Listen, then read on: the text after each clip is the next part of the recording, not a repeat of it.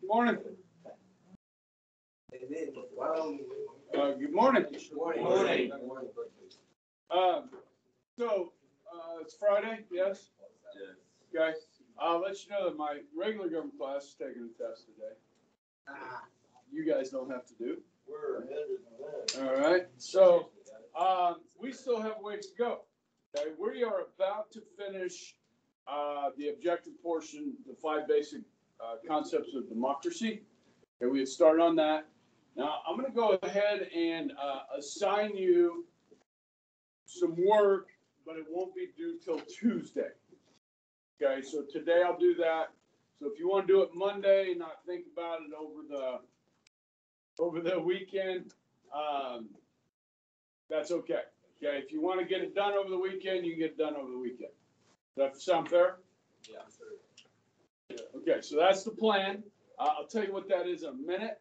But we need to wrap up the 5 basic concepts of democracy. Did we do minority rules and majority rules and minority rights? Did we do equality of all persons? Okay, so that's where we left off. Okay, so the 3rd basic concept of democracy, guys. More Gene. Is majority rules and minority rights. What is this?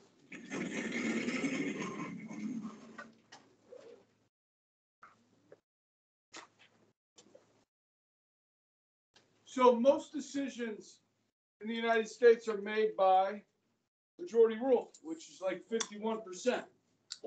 So if you're in the House of Representatives, you have 435 members, okay, 218 votes, we get you a majority, okay? If you're in the Senate, 51 votes will get you the majority. Now here's the thing. Have you guys heard of this thing in the Senate called the filibuster before? You guys heard of that? Okay. So generally what that means, guys, is in the Senate, you're going to need 60 votes instead of 51 votes. Okay, filibuster is a delaying tactic that is in the Senate rules. It's been there for over 200 years. We'll get into the details of that later on. But so not always is it 51%. With the Electoral College, guys, it's a majority. It's 51% of the electors, you win. Okay. So most decisions are made by the majority. Is the majority always right? No, but it is the most pleasing decision to the most people at the time. Although sometimes they get it wrong. The majority, yes? Yes. Okay. So there's your kind of talk on majority, right? But minority rights, this is part of this as well, and this is important. I want you to think about this. We talked about the 14th Amendment, equal protection under the law, right? For all citizens. The Declaration of Independence says, all men are created equal. These are the things we're trying to fulfill as a nation. Have we always done good at that? No. So here's the thing, and really I'm speaking to white people here. White people, pay attention. That's you, Lipinski. I know you're Polish, but you're still white. Okay, now. Offended? None meant. Okay. You were just zoning out. So yes. So listen, if white people, who are the majority, do not protect the rights of the minority today, when white people become the minority, should they expect their rights to be protected by the new majority? Yes. With that old adage, what goes around? Okay. And guys, I think you guys, you know this, right? Like, Hispanics will become the majority of the population at some point in this country. I heard it already. No. So I kind of made not a mistake, but kind of left. Whites are no longer a majority in this country. They are a plurality. Which means we are the most of any race, but not 51% anymore. The minority makes up more than 50. Correct. Non-whites make up more than whites. but no one race. So like Asians haven't overtaken whites, Hispanics haven't overtaken whites yet. Yet. But obviously Hispanics are out birthing white people. Does that make sense? Okay, and also immigration from Latin America. Yes? So we're not getting, I mean, we do get some immigration from Europe still, but not as much as we get from Latin America. Does that make sense? Yes. Okay. You guys know what the number, you know, each year they say, what's the number one birth name, like the top 10 names that people name their kids? If you go to Britain, France, and Ireland today, the number one birth name in those countries is what? Muhammad. Okay. So Muslims are out birthing Europeans in those countries. Okay. So you could see at some point Europe becoming Muslim, majority Muslim. Now we had that back during the, what do they call that, the Crusades? Yeah. Remember that? The Muslims tried to get into Europe. You guys studied that? Yes. Okay. Is history going to repeat itself here? We're going to have another one of those? Oh wait, Christianity's dying in Europe, so probably not. Okay. Good on that. So majority rules, minority rights. Number 4 of the 5 basic concepts of democracy. The necessity of compromise. Necessity of compromise. So, you must give to the majority and realize, obviously, guys, the majority is going to generally win. But should the majority listen to the minority? Should they work with them? Okay? Now, we have very divided government today. What are you guys talking about? Necessity of compromise. Okay.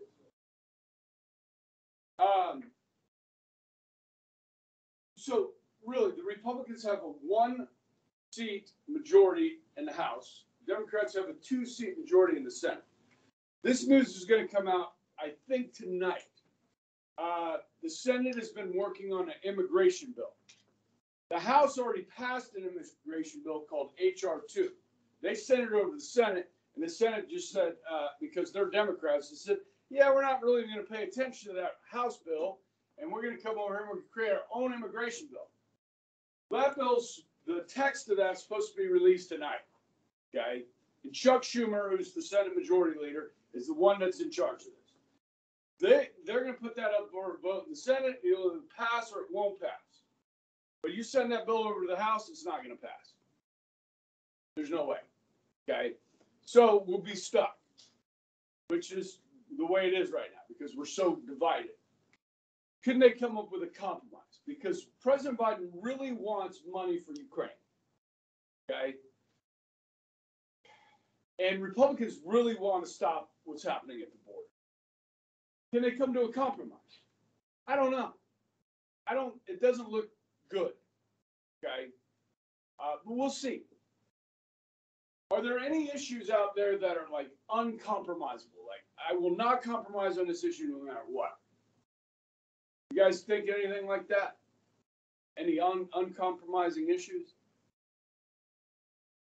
Just like an issue. Say it, Sophia. What? Slavery.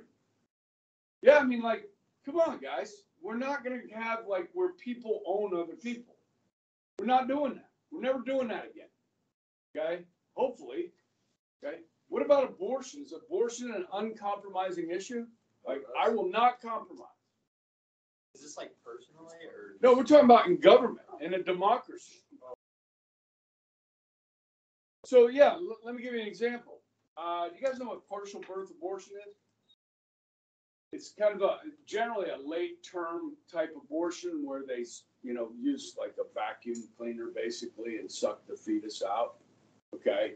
Crushing its skull in the process, okay? Killing it. What if Republicans said to Democrats, listen, I know you Democrats want to raise taxes on the rich. Okay, so we'll let you raise taxes on the rich 2%, if you help us pass a national ban on partial birth abortion. Taking that deal? Yeah, it's a step in the right direction. Okay. So, and then maybe next time you say, hey, listen, can we get like a ban on abortion after 16 weeks in this country? Because that's the way it is in Europe. Most countries in Europe, they already have this ban. Okay? What about the United States? Think we could do that? What do you need? What do you want, Democrats, so we can do that? Let's compromise. Okay? We'll fund the war in Ukraine. Give us a 16-week ban, national, on abortion. Take that deal? I'll take that deal. Okay? And then the next time you shoot for 8 weeks. 8 weeks. Okay? And the next time, see how it goes. You guys follow me? Democrats would never go for that. Well, you give them enough of what they want, they might. Okay. See, you're probably right. Okay. All right. So, but compromise is necessary. Okay. And then the last, guys, basic concept of democracy is individual freedom. Individual freedom. Now, do we have absolute freedom? Do whatever we want? No. What would that look like? Like chaos. So we have to put limits on ourselves. Okay. Yes, absolute freedom would result in anarchy, guys. So we have government. I got 2 quotes for you. You don't need to know them on the test, but I got 2 quotes for you. Justice Oliver Wendell Holmes said this. He said, "The right of me to swing my fist ends where your nose begins." Okay? I can swing my fist as much as I want, but if I hit your nose, I don't have the right to do that. Okay? And John F. Kennedy said this. "The rights of every man are diminished when the rights of one man are threatened."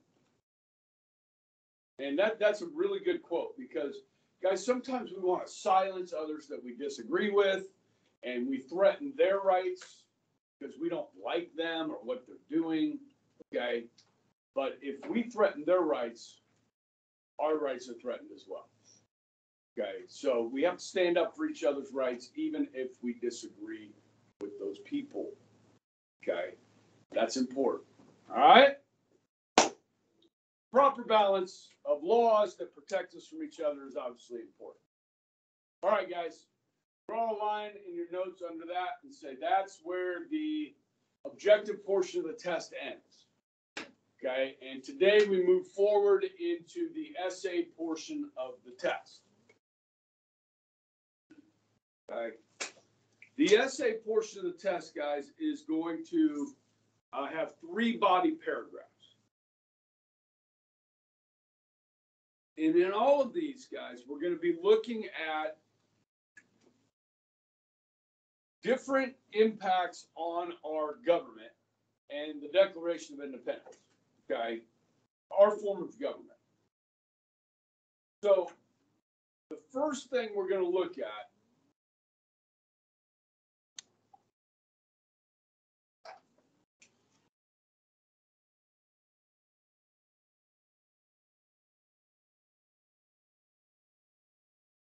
is the English tradition. The impact of the English tradition on our government.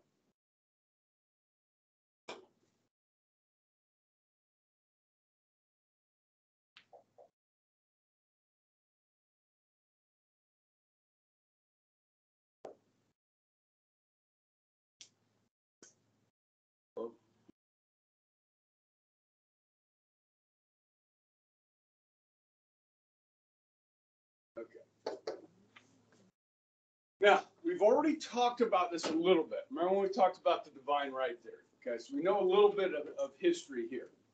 Okay, so you go back in history. You guys have your books? Yeah, you got your books? Good, good, good. Turn to page 20. Page 20.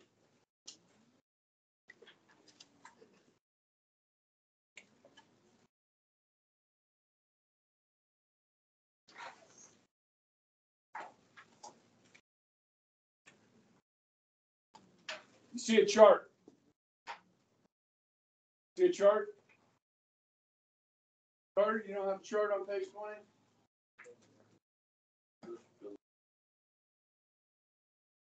Yeah. Mine's not. On the chart. Are you on 20 even, or are you 20 A, B, and C? Oh, yeah. 120 will be good. Because there's 20 A, 20 B, 20 C, 20 C, 20 D. Okay. On page 20, you can see there are three titles at the top: the Magna Carta, the Petition of Right, and the English Bill of Rights. You see that on your chart? Okay. And then to the left down the chart, you will see a series of rights. I believe there are 11.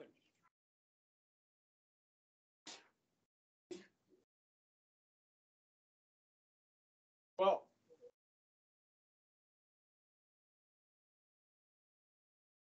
what?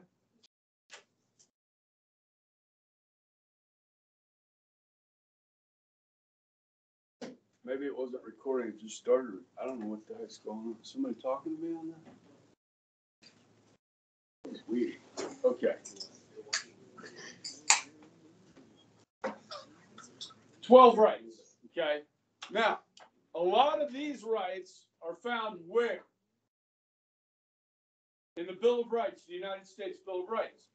The Magna Carta, the Petition of Right, and the English Bill of Rights, Lipinski, are the three English constitutions that transpire from 1215 through 1689. It's over 500 years. Okay? Not quite 500 years.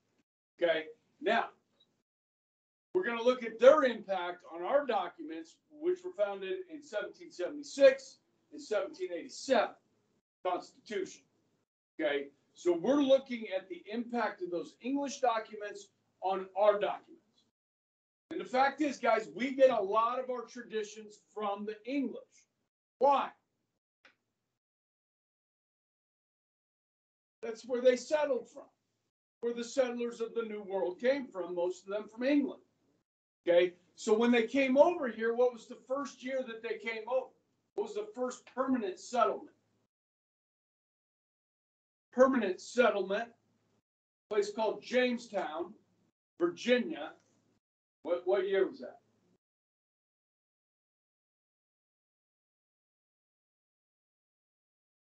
(1607). And then 13 years later, in 1620, up in Massachusetts at a place called what? Pennsylvania. It's a rock. Plymouth Rock, right? Plymouth, Massachusetts. Remember the Puritans, the Pilgrims? Gosselin? Nothing? I know. Why did I just call you Gosselin? Huh? You heard of that? Yeah. Yeah. Morning.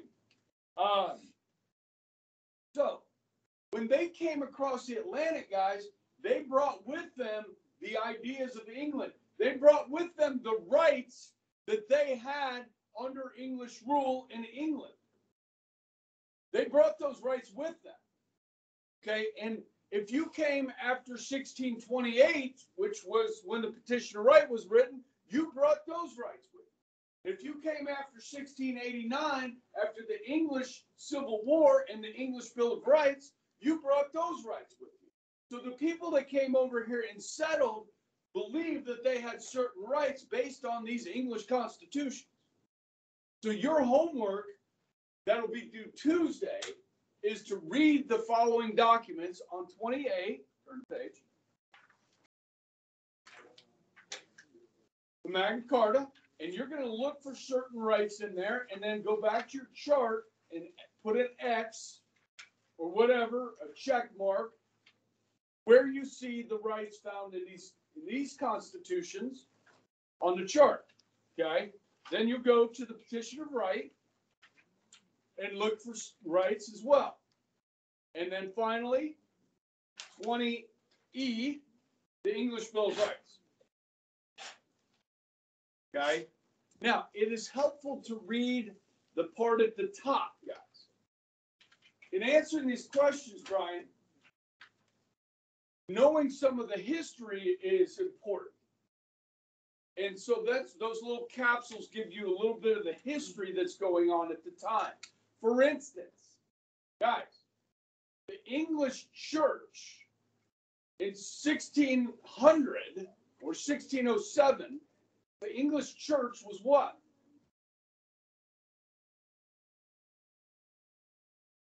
Was it Protestant or Catholic? 1600. Catholic. Okay. Now, by 1689, guys, it's Protestant. You guys have heard something called the Protestant Reformation? Okay. So the Anglican Church, no longer the Catholic Church. Okay. That changes things. Does France change from Catholic to Protestant? No. In fact, they're going to have a bunch of freaking wars between England and France over this Protestant Catholic thing. Okay, and other countries will be mixed, like Germany is going to be a mix of Catholic and Protestant. Okay, but Britain and France, they're all or not. All, one or the other. Okay, which leads to a lot of fighting. We will have faculty staff prayer in the commissary at 7:25. All are welcome to join. Okay, so you guys got that? That's going to be due, I'll remind you on Monday. Okay, that'll be due Tuesday when you come to class. What's going to happen, guys, is you're going to come in on Tuesday morning, and you're going to show me your chart. I'm going to call your name up to my desk. You're just going to walk up to my desk, show me your chart. And I can look at your chart and compare it to my chart, and I'm going to give you points based on how well I think you did. You're worth 10 points. Okay. Now, some of these are, you can argue about. Okay. These are not the full text of these constitutions. I'm not going to do that to you. These are excerpts from these constitutions. So some of them are blurry, not well defined, but implied, if you will. Okay. So do your best. Think about the history and we get, at least 8, 9 out of 10 out of 10. Okay. Sound good? There's some more optional assignment. This is one. Oh, it's an optional assignment? Well, this isn't really optional. You need to do it. I need you to do this because you're going to be writing an essay about this. Yeah, this is part of the process of understanding what you're going to be writing about on your essay. Okay. It's all well thought out, planned course of action. Okay. All right. So what else do we get from the English besides these constitutions and like these rights that they talk about, which we'll get to later on? Okay. Obviously, what am I speaking right now? Yeah. The Queen's tongue. Okay. I read a book about 20 years ago called Mother Tongue. Okay. And it gives you the roots of the words we use. From the English language, where these words come from, okay, and some of them are quite interesting, okay. Now we could talk about cuss words. I don't know if you guys have studied like the origins of certain words like shit and stuff like that, where that comes from. Okay. Sorry, that didn't come out right. Oops, I did it again. Okay. Anybody following that? Yeah. The origin of where that comes from, and then, okay. You guys know the F word? Yes. You know what it means? I mean, you think you know what it means. Do you know what it means? No. Well, I mean, Yes. It's actually an acronym. The F, the U, the C, and the K are acronyms. Like FDR is an acronym. Oh, really? What is? Yeah, you didn't know this? What is that F? What does it stand for? The F. It's okay. You should. I'm recording this. But it's okay. You should know what you're saying when you use this word. If you use this word, and I know none of you ever use it. Yeah. So let's, I'm a bit, yeah, no, I'm used to it. okay. The F stands for, F-O-R, for. Okay? The U stands for unlawful. Okay, for unlawful. The C stands for carnal. Okay, maybe I'll help you out with the K. Carnal knowledge. You know what carnal knowledge is? No. That is means when you are intimate with somebody and you have intercourse with them, that's you now have carnal knowledge of that individual. You following me? Okay. So put the first two words. Guys, you paying attention? Yes. For unlawful, call it carnal knowledge. What would that be? Rape. That's what that word means. That's where it comes from. Okay. Huh? That's not how rednecks use it. No. Well, it's a word that can be used in a lot of different ways. Okay. I don't know if you ever saw that Russian comedian, like trying to figure out the English language and how we use cuss words and stuff. Okay. Like sometimes we use them in a positive way. Like it's a yes. Is that like for every cuss word? That are acronyms? Yeah. No.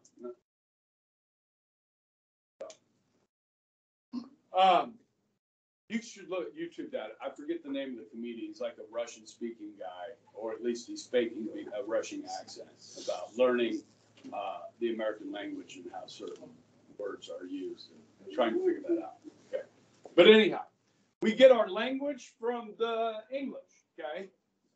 Certain terms that we get that we use, like you guys know what a coroner is? The person that comes and picks up a dead body is a coroner. Okay, we get that from the British. We get the term sheriff from the British.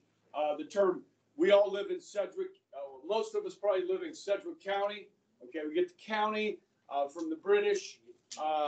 We get some of the layers of government, like the term city. Okay, cities, that comes from the British. Counties comes from the British. The layers of government that we use, national, state, local governments, that we get from the British. So a lot of influence here, guys. Okay. And so that's what you're going to be writing about in the first body paragraph of your essay, is the impact of the English tradition on our form of government. Okay. Good. So since we're not going to discuss that till Tuesday, guys, I'm going to move forward onto the second body paragraph of the essay, okay? And that is,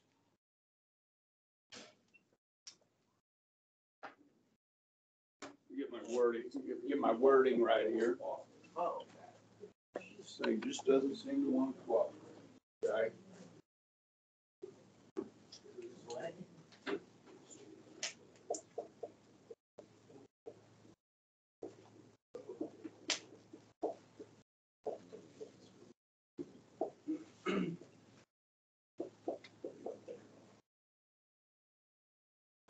Okay, so we're going to look at how the growth of the colonies, Josh, could impact on our government.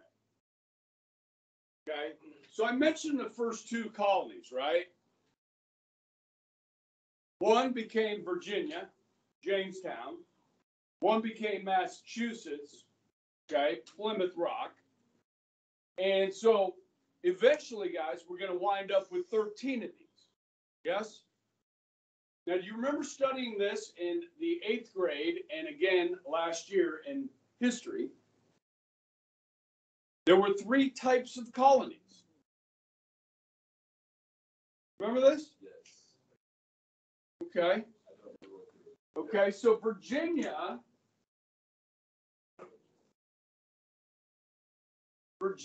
was a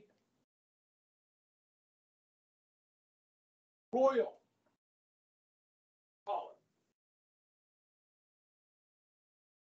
Remember that? Royal colony?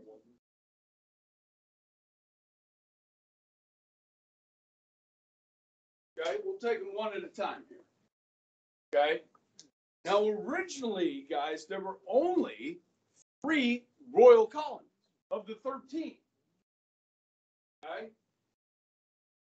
New York, Jersey, Virginia.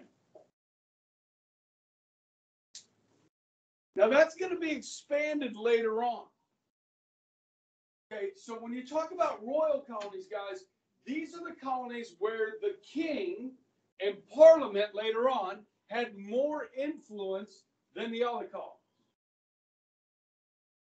Now, how long in 1630, 1640 does it take to get a message from New York City to London to the king and the parliament, and that message should be returned back to New York City? In 1630, it's probably 6 months.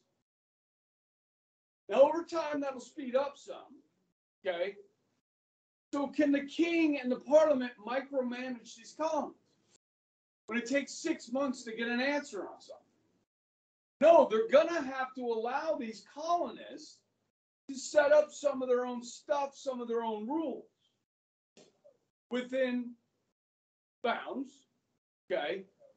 So they're going to have to trust these colonists. Now, the royal colonies, the governor was appointed by the king. So it's one of the king's men. You with me? So the governor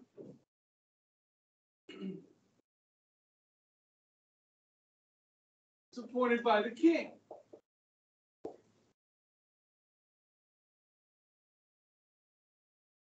So he's doing the bidding of the king.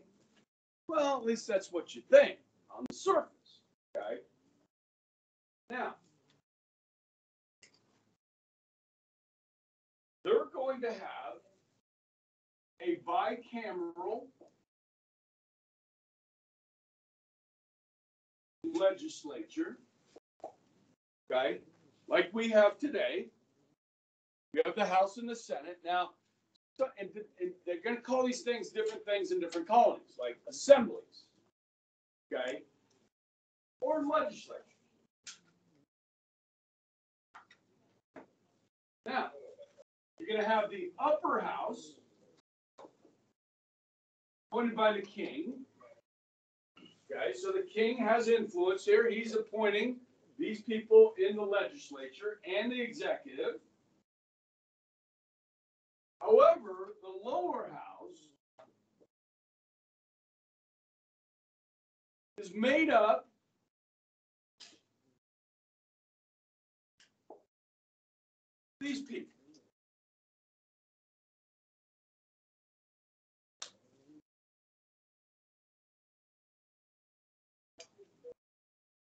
Anybody figure out what that is?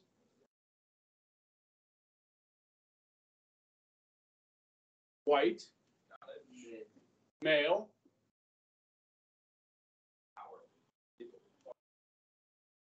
property owners. White male property owners made up the lower house. Okay? So, guess what the lower house controls?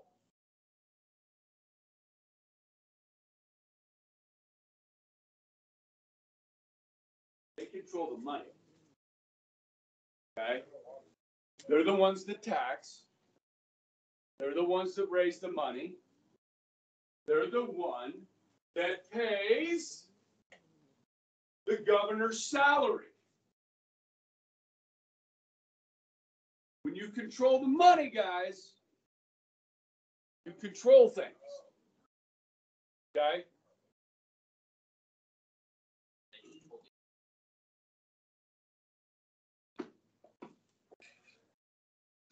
It's kind of like today when I talked about the Senate wanting to pass this immigration bill along with Ukraine funding. Well, guess what, guys? If the House doesn't agree, it doesn't happen. The House controls the purse. Remember, if they're going to spend your money or tax you, it's got to start in the House of Representatives, which is, in our view, today, the lower house. Okay, how many members are there in the United States House of Representatives? 435. Okay. Not too bad. You guys see this? How this is working out. Okay. Now, they're in charge of the money, and this is a tradition that we keep to this day. So when we're talking about the impact of the colonial era on our government today, this is a good example right here. Okay? Even though this was a royal colony, these people, these white male property owners that were colonists, they were not British, they were colonists, they were Americans. Here's a new thing on the planet. If you're born in the New World, you're an American. You're not British. Okay? And the British saw you, if you were born in America, as different. You didn't have the same privileges as somebody who was born in Britain. Guess who wasn't born in Britain, who was born in the New World? This guy we've all heard of named George Washington. George Washington was born here, born in Virginia. George Washington wanted to be a British officer. That's what he really wanted to be, was a British officer.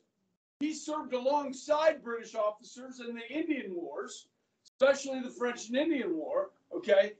But they wouldn't let him be a British officer because he was born in the States, born in America, okay? And he hated that. Okay, that consumed George Washington for a while. And finally, he joined the cause and said, all right, let's just get rid of these people. Okay?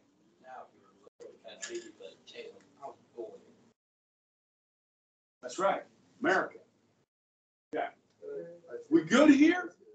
Now, what I want to add to this, guys, as we get into the 1760s, getting towards revolution, some of these colonies are going to start to rebel against Britain in different ways, boycotts, these sorts of things. Okay, so the king, Parliament's going to clamp down. So with rebellion, they're going to say this colony is no longer this type of colony, it is now a royal colony. Okay, so you're going to add to this list later on New Hampshire, Massachusetts, North Carolina, South Carolina, and Georgia.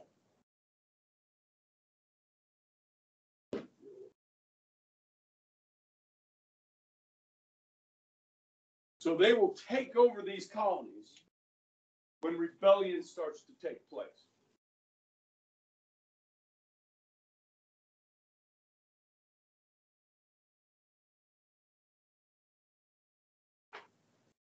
We got time to start our next type of colony. Okay, as soon as you guys get that done, I'm going to erase this. Now, weren't some of these colonies set up as like, as businesses? Nice. Proprietary colonies. Good here?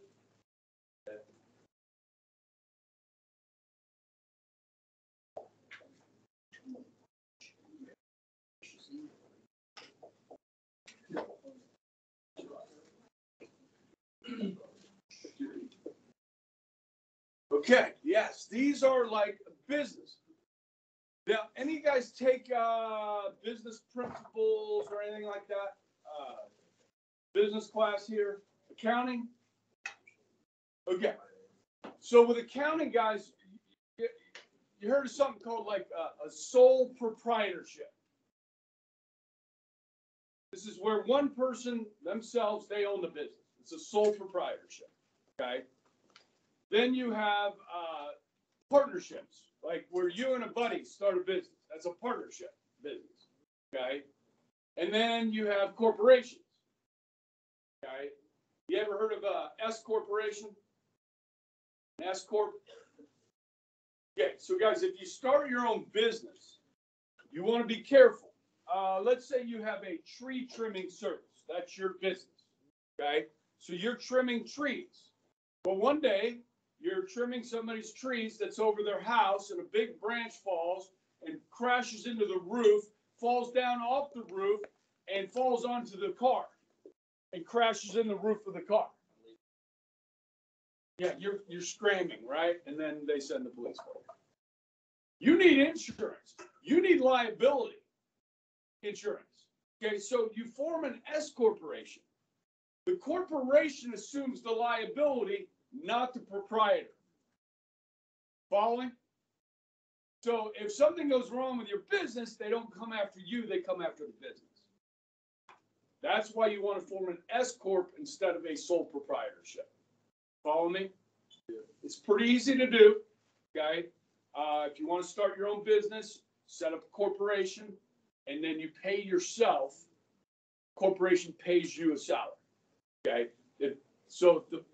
At the end of the year, the business has money left over, and you haven't paid yourself all the money it's made. Because at the beginning, you're going to be paying everything you make to yourself just to survive when you're starting a new business. Okay.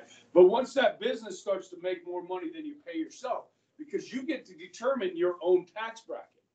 So say your business makes $1 million, but you only pay yourself $100,000. Well, you pay personal income taxes on that $100,000. The business pays taxes on the $900,000. Okay, which would be less than if you paid yourself $1 million. You follow me? You got to work the system. Okay, sorry, I got off track there on businesses. All right, I shouldn't be doing that. So proprietary. Okay. Well, I'll give you the list of proprietary felonies tomorrow. Okay. No, I won't. Monday. Okay. And again, you guys are welcome to work on that assignment. I'll publish it today, put it on Canvas, and then I got to remember to do 0 hour, right? Are we missing anybody today? The whole plan is here. Good job. All right. He says yes.